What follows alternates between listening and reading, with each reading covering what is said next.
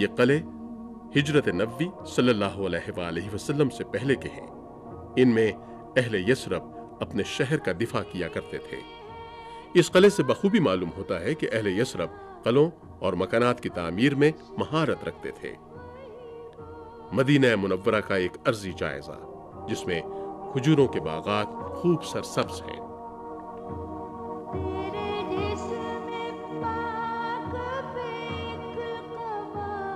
مدینہ منورہ کے کھجور کے سرسبز باغات، آج بھی یہ شہر باغات کا شہر ہے۔ مسجد بنو حنیف مدینہ منورہ کا وہ مقام جہاں صحابہ کرام ہجرت کے موقع پر سرور عالم صلی اللہ علیہ وآلہ وسلم کے انتظار میں جمع ہوا کرتے تھے، اور ان کی بے تاب نگاہیں مکہ مکرمہ سے آنے والے راستوں پر لگی رہتی تھیں۔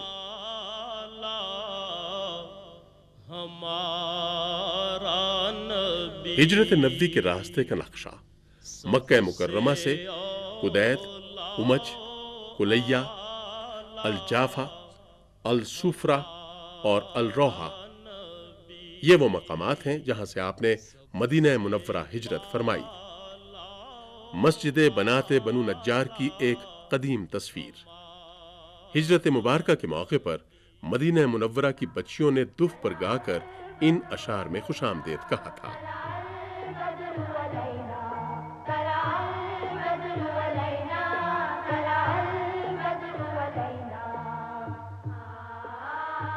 یعنی ودا کی گھاٹیوں سے ہم پر 14ویں کا چاند طلوع ہوا ہے، اور اللہ تعالیٰ کی طرف دعوت پر ہم پر شکر واجب ہو گیا ہے۔ محلہ بنو نجار میں وہ جگہ جہاں رسول کریم صلی اللہ علیہ وآلہ وسلم کے بغرض آرام تشریف رکھنے کے لیے بندوبست کیا گیا تھا۔ 2 ستونوں کے درمیان یہ مقام موجود تھا۔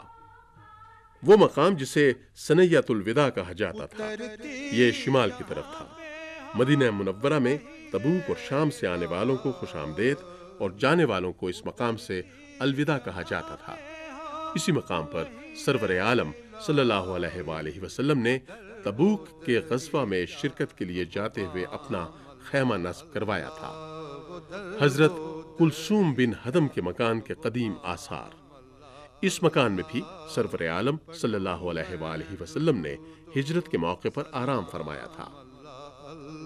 حضرت ابو ایوب انصاری رضی اللہ تعالی عنہ کا وہ مکان جس میں سرور عالم صلی اللہ علیہ وآلہ وسلم نے ہجرت کے موقع پر اللہ تعالیٰ کے حکم سے تقریباً 7 ماہ قیام فرمایا تھا۔ مقام خاک شفا عہد نبوی میں بنی حارث کے کچھ لوگ متعدی امراض کا شکار ہو گئے تھے، تو رسول اللہ صلی اللہ علیہ وآلہ وسلم نے انہیں ارشاد فرمایا کہ وادی بطحان کی مٹی کو گھول کر اپنے جسموں پر لگائیں۔ چنانچہ صحابہ کرام نے حکم کی تعمیل کی اور وہ شفا یاب ہو گئے۔ اس دن سے اس مقام کو خاک شفا کہا جاتا ہے۔ مدینہ منورہ کے ایک بازار کی سن 1901 کی تصویر۔ اس میں پرانے مکانات کا انداز تعمیر بخوبی دیکھا جا سکتا ہے۔ مسجد نبوی شریف کے ساتھ ایک پرانی حویلی کی تصویر۔ پس منظر میں مسجد کا مینار نظر آ رہا ہے۔ مدینہ الرسول صلی اللہ علیہ وآلہ وسلم کا سن 1912 میں ایک منظر۔ مصور نے بلیک تصویر لے کر خود اسے رنگین کیا۔ شہر کے ارد گرد حفاظتی دیوار موجود تھی جو اس میں بخوبی نظر آ رہی ہے۔ سن 263 ہجری میں حفاظت کے غرض سے بنو عباس کے عہد کے مدینہ منورہ کے گورنر محمد بن اسحاق الجودی نے شہر نبی صلی اللہ علیہ وآلہ وسلم کے ارد گرد مٹی اور گارے کی اینٹوں سے مضبوط دیوار تعمیر کروا دی تھی۔ بعد ازاں سن 318 ہجری میں اور پھر سن 372 ہجری میں اس کی تعمیر ہوئی۔